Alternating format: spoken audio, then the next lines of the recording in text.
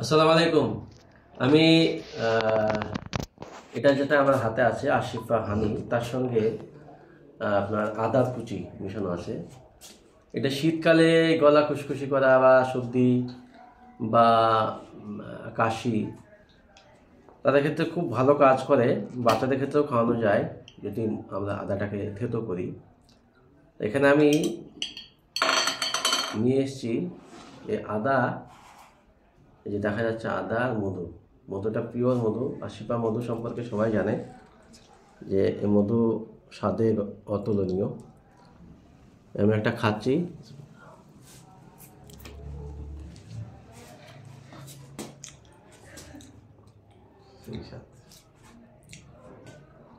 অসাধারণ স্বাদও যেমন, আদাটা দিয়ে মানে এর স্বাদটা একটু অন্যরকম ফ্লেভার হয়ে গেছে এবং খেতেও খুব সুন্দর। আমি নিলাম দুবার। এবার আপনারাও এইভাবে, আমি রেকমেন্ড করবো, হাইলি রেকমেন্ডেড আশিফা হানি। এই জন্য যে আশিফা হানি আপনি যদি একবার খান, দ্বিতীয়বার চাইতে আপনি বাধ্য হবেন ইনশাআল্লাহ।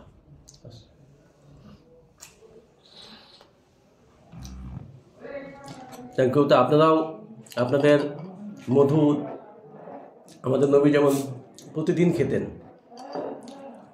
তো মধু আমাদের খাওয়া দরকার। এবং সূরা নাহলের মধ্যে আল্লাহ 69 নম্বর আয়াতে বলেছেন যে মধু সকল রোগের শিফা।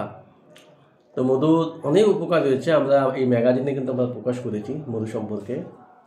তো এই মধু কিন্তু নিয়মিত আমাদের খাওয়া দরকার, মানে integral part of our daily dietary system.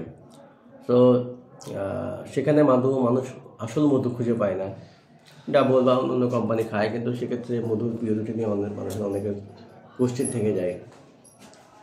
তো অনেকে বলে গাছ ভাঙা চাক মধু আরও পিওর, কিন্তু পিওর হলেও সেখানে অনেক কিছু ব্যাপার থাকে, জল থাকে, মোম থাকে, সেগুলোকে পিউরিফাই করতে হয়।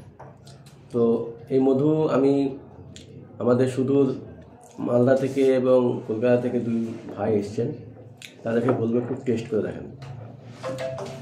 টেস্ট করেন তো। অন্য চামচ আছে না, মুখে ঢেলে নেন, হাতে নেন।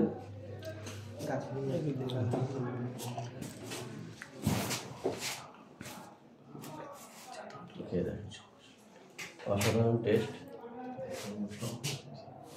কেমন খেতে বলবেন। কি করছো গো? ভালো মধু। কেমন টেস্ট, কেমন? ভালো খেতে খুব সুন্দর লাগছে। আমি মধু আমি খাই। এবার ওইটা ড্রামটা আমাদের হাতে। ঠিক আছে, হাতে থ্যাংক ইউ। হাতে একটু খাও।